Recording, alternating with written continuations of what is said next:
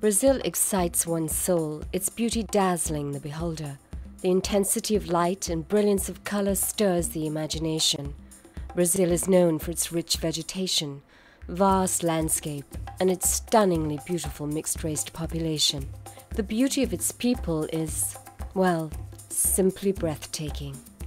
Brazil is a country of stunning beauty manifested by its amazing beaches in the state of Bahia, the sprawling waterfalls in Foz do Iguaçu, the Amazon, Christ the Redeemer with open arms atop Corcovado Mountain overlooking Rio de Janeiro is perhaps Brazil's greatest landmark.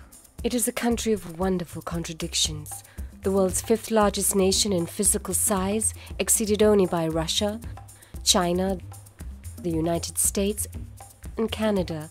It remains South America's only Portuguese-speaking nation, is the world's largest Catholic country, and is home to the world's sixth largest population. Brazil's news media includes highly professional newspapers, magazines, and the powerful television network Rede Globo de Televisão, home of South America's most aggressive journalists. In recent years, they have investigated banking scandals, environmental abuses, the massacres of Amazon Indians, governmental corruption, and the increasingly aggressive murders of local street children, commonly known as street urchins, who are regarded by wealthy merchants as public nuisances who need to be swept off Rio's streets. The media also exposed the infamous Esquadros de Morte, also known as death squads. They are typically made up of off-duty or retired local police officers who routinely target children in the various favelas around the country, mostly Rio de Janeiro and Sao Paulo. Rio enjoys an enormous tourist trade and boasts of celebrity shopping districts who some believe rival Beverly Hills' famous Rodeo Drive. To both protect the district and its profits, enterprising proprietors turn to extreme and inhumane means of sweeping the district. The result is the literal extermination of any street children who dare to sleep in front of their magnificent, famously branded shops.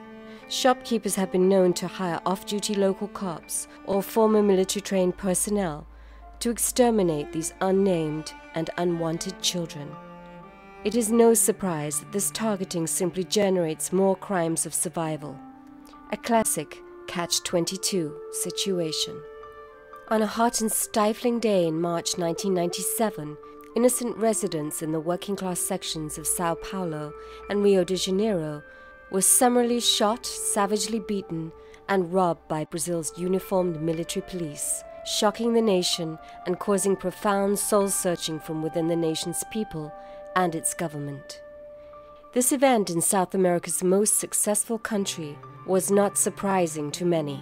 In a nation of 170 million people, 35 million adults and 21 million children live below the poverty line and somehow survive on less than $1 per day. Brazil is a country which has lost its youth to drugs, violence, and increasingly organized criminal enterprise. The escalating violence testifies to Brazil's struggle as the country seeks to cope with the thousands of children wandering its streets. By far the largest and most populous country in South America, Brazil underwent more than half a century of military government until 1985, when the military regime peacefully conceded power to civilian rulers. Brazil continues to pursue industrial and agricultural growth and development of its interior, exploiting vast natural resources and a large labor pool. It is today South America's fastest-growing economy. Brazil is an economically powerful country and enjoys the 7th largest economy by nominal GDP and is the 8th largest by purchasing power worldwide, yet has the world's 2nd worst income distribution.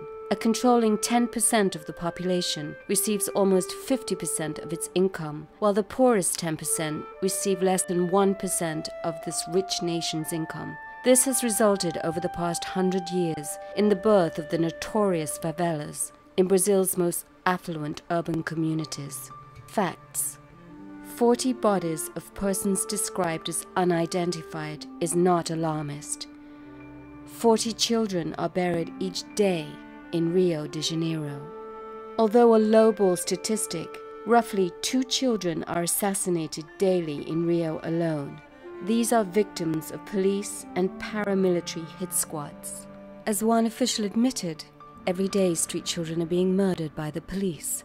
Every day I hear a different story, a true story, something which actually happened. We are killing more children than anyone can imagine. 1 year in one small city, 3,000 unidentified bodies were brought to the morgue. Most were between ages 12 and 16. One case study concluded that a child's chance of dying in Brazil is 8 to 9 times greater than in the Middle East. Life expectancy on the streets is 2 to 4 years.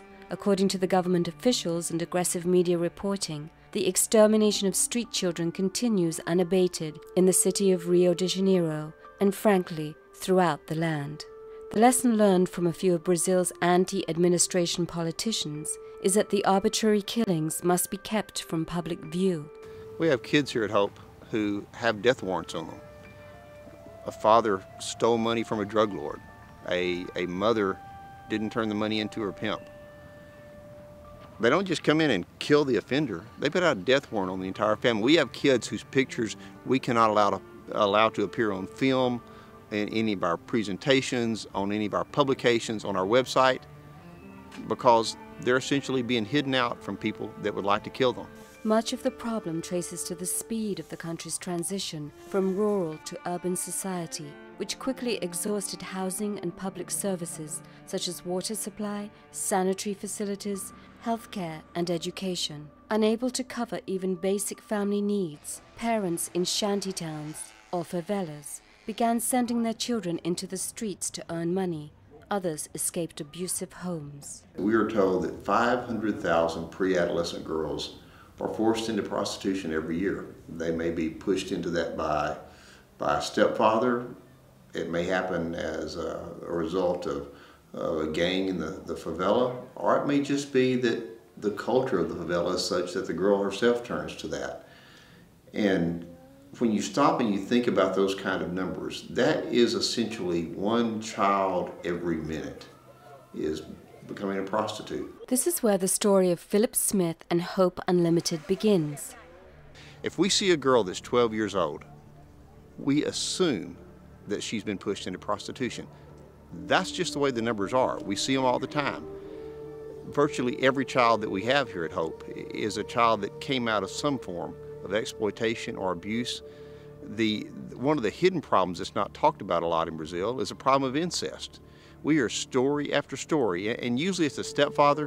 One of the favelas where we work, there's about somewhere around 70–80% of the folks in there are single family homes. And there's a stepfather or a boyfriend that is in and out of the home, and over again, that person is abusing the little girls. We went to a home about a year ago, and we're talking to the mother. She'd asked to see us, and we were sat down and we talked to her. She had a daughter that was 13, and she said, every day my boyfriend is raping my little girl. Happens every single night. And we asked her what she was going to do about it. She says, I can't do anything about it. If I go to the authorities, he'll kill me and he'll kill the little girl too, and then he'll disappear. And so she asked us to go to the authorities and to talk to them and see what we could do. So our social workers reported her to the folks that were in charge, and their question to the social workers were, are you sure she's not 14? No, she's 13.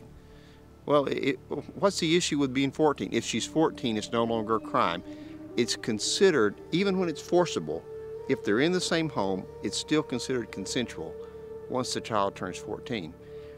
The social worker's answer was, well, we'll just wait 3 months and then it won't be our problem anymore. Philip came to Brazil because he wanted to carry on the work that his dad had begun actually in Ethiopia. And he had seen the way that impacted lives, and he had seen where so many of those kids had gone and how they'd gone on to do great things. And he wanted the same kind of thing to happen for the kids in Brazil. And he came here without any money to start the program, without the hope of an orphanage. And in less than 2 decades, we have 3 primary campuses. We have graduate homes. We have a program that works, and we have thousands of kids that have gone through this program. And so many of them, they look at Philip and they recognize that their lives are changed because of his commitment to them. I've never known anyone who could see a problem and see a solution and then discern that path. He understands where they are and where they need to be, but more importantly, he understands the path from one to the other. The Brazilian Youth Authority began sending children to the City of Youth. Its criteria stipulating youngsters who are on the streets, have no viable homes or guardians, and are in imminent peril. Boys 12 to 15 and girls 8 to 18 are accepted into the City of Youth. And because girls are favorite targets of prostitution rings, they are accepted at earlier ages than the boys. The thing that gives me the most joy and the most fulfillment in life is transformation. Seeing a child transform, seeing a person transform, seeing a person that had bad habits, that was unhappy, that was in a bad situation, to see them come to a place where they can feel fulfilled, where their self-esteem is raised up. And that's what gives me the most joy. Put in simpler terms is to see a smile on somebody's face. Whether, as my wife knows, it's cracking a joke to the toll booth operator and making him smile, or to investing my time and my energy and my resources to try to put the smile on the face of a child who's living in desperate poverty in a slum. Putting a smile on their face, but not that hollow smile, but putting a smile that you really know, and a light in their eyes that you really know comes from their hearts being raised up, and their hearts being buoyant. Because of the extreme challenges and disappointments involved in working with girls, very few programs exist for them.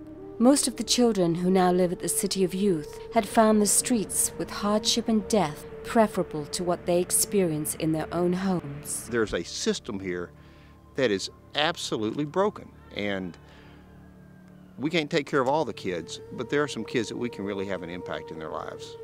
Hope's vision for Brazil was launched in 1991, when gunmen largely hired by local business leaders were systematically killing thousands of vulnerable street children. Their purpose for these killings was to eradicate a public nuisance. In other words, Brazil's street children. Well, I know you're going to laugh, but I'm going to start with the joy.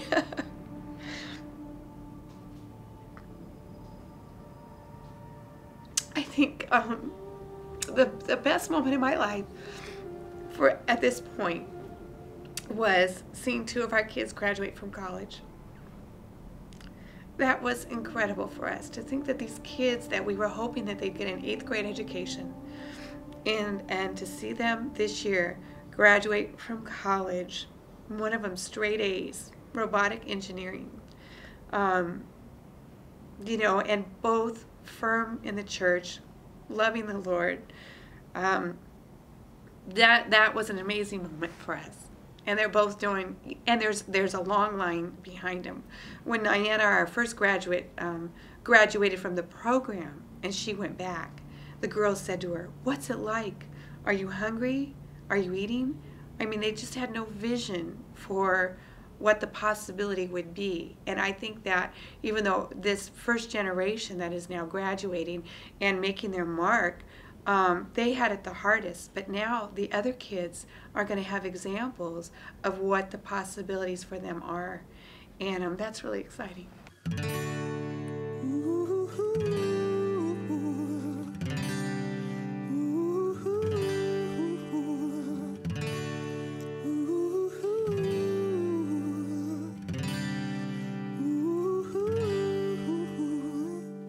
When I've seen so much in a short time, live and breathe on these streets. Like a lost child, watch the world pass us by as we play in the dirt, building castles in our minds, 'cause we got no place to go. If you close your eyes, we'll try to rise above the noise. If only for a second today, we could walk where the streets were paved with gold. Oh. In the city of hope, where the light shine bright, we roam these streets and pray for the time someone will hear these tears that we cry, In the arms of the Redeemer, grant us salvation tonight in the city, city of hope.